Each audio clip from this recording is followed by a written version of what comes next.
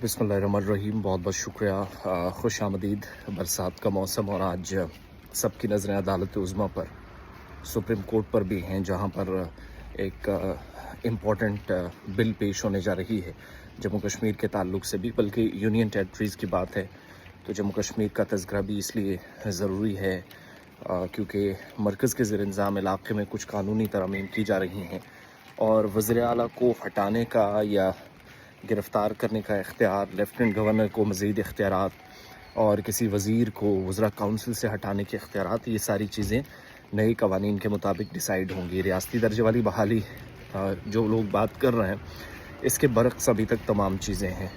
एक चीज़ समझ लीजिएगा कि आज जब ये बिल पेश होगी तो उसमें 3-4 चीज़ें, एक नई शिक ऐड ऑन होगी और वो क्या शिक होगी वो मैं ज़रा आपको बता दूं।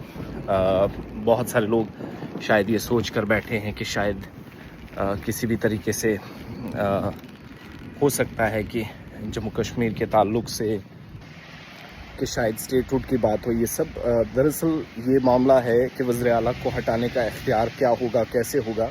और अमित शाह वज़ीर दाखिला ने कल शाम 19 अगस्त को एक लोकसभा के जो सेक्रेटरी जनरल हैं उत्पल कुमार सिंह, उनको ख़त लिखा जिसमें उन्हें इन्फॉर्म किया कि वो इन्फॉर्म उन्हें कर रहे थे कि 20 तारीख यानी आज पार्लियामेंट का जो इजलास चल रहा है, जो सेशन जारी है, उसमें एक बिल वो पेश करेंगे।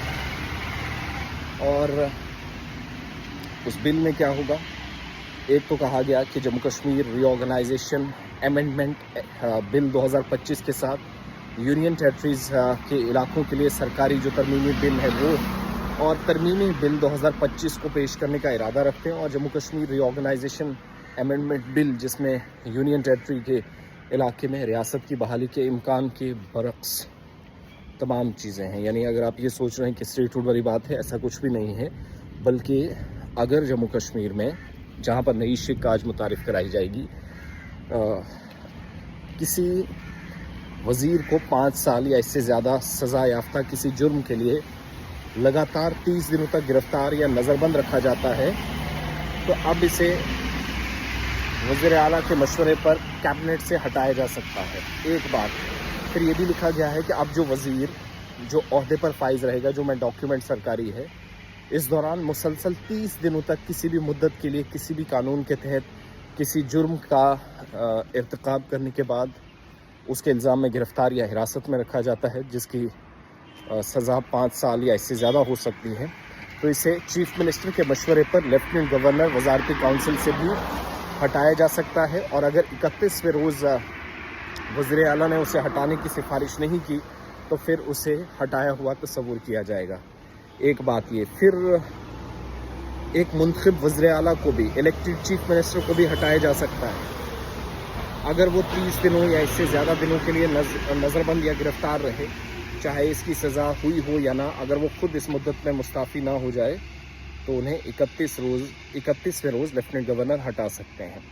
इस तरमीमी बिल की सूरत में मरकज़ी हुकूमत के जो वज़ीर आला हैं, चीफ मिनिस्टर, मरकज़ी हुकूमत जो है वो वज़ीर आला या इसकी कैबिनेट में किसी को भी हटाने के जो इजाफ़ी इख्तियारात हैं वो रखती है। लेफ्टिनेंट गवर्नर बाइख्तियार इससे होंगे।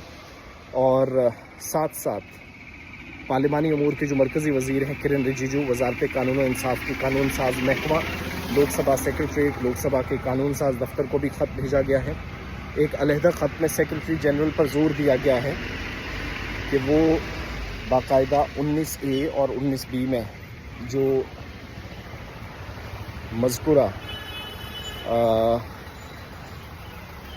19A 19B के लोकसभा का जो तरीक़ाकार है और कवायद आसान बनाने के लिए, सिंपल सी बात है कि ये जो बिल लाया जा रहा है कि वज़ीर आला को हटाने का इख्तियार कैसे होगा, फिर किसी काउंसिल ऑफ मिनिस्टर से या किसी मिनिस्टर को अगर हटाना है उसका तरीक़ाकार क्या रहेगा। एक इजाफी शिक आज ऐड होगी रीऑर्गेनाइजेशन एक्ट में। बाकी स्टेटहुड की कयास आराइयों के बरक्स से चीज़ें हैं जो लोग सोच रहे हैं कि स्टेटहुड पर शायद कोई बात हो, ऐसा कुछ भी नहीं है। नई शिक के मुताबिक अगर जम्मू कश्मीर में कोई मिनिस्टर 5 साल या इससे ज़्यादा सज़ा याफ्ता किसी जुर्म के लिए लगातार मुसलसल 30 दिन तक गिरफ़्तार होता है या नज़रबंद रखा जाता है तो अब इसे वज़ीर आला के मशवरे पर काबीना से हटाया जाएगा, नंबर 1। नंबर 2, रीऑर्गेनाइजेशन एक्ट में वज़ीर جو عہدے پر فائز رہا اس دوران 30 دنوں تک کسی بھی مدت کے لیے کسی بھی قانون کے تحت کسی جرم کے ارتکاب کے الزام میں گرفتار اور حراست میں رکھا جاتا ہے، جس کی سزا 5 سال یا اس سے زیادہ ہو سکتی ہے، اور وزیر اعلیٰ کے مشورے پر نہ صرف لیفٹیننٹ گورنر وزارتی کونسل سے ہٹایا جا سکتا ہے بلکہ وزیر اعلیٰ نے اسے ہٹانے کی سفارش اگر نہیں کی تو اسے ہٹایا ہوا تصور کیا جائے گا منسٹر کو سزا کے طور پر۔ اور نئے اصول کا یہ بھی مطلب ہوگا کہ ایک الیکٹڈ چیف منسٹر کو بھی ہٹایا جا سکتا ہے اگر وہ 30 یا اس سے زیادہ دنوں کے لیے نظر بند یا گرفتار رہے، چاہے اس کی سزا ہوئی ہو نہ ہو۔ اگر وہ خود اس مدت میں استعفیٰ نہیں دیتا تو 31ویں روز لیفٹیننٹ گورنر اس کو ہٹا سکتے ہیں۔ ترمیمی بل جب منظور ہو جائے گا تو مرکزی حکومت باضابطہ طور پر جس کو وزیر اعلیٰ یعنی کیبنٹ جو سینٹرل گورنمنٹ ہے اس کو چیف منسٹر یا اس کی کیبنٹ میں کسی کو ہٹانے کے بھی اختیارات اضافی مل جائیں گے۔ اتنی سی ساری بات ہے جس پر آج دن بھر بحث چلنے والی ہے، اور جموں کشمیر کے اندر قانونی اعتبار سے بھی یہ تبدیلیاں آنے والی ہیں۔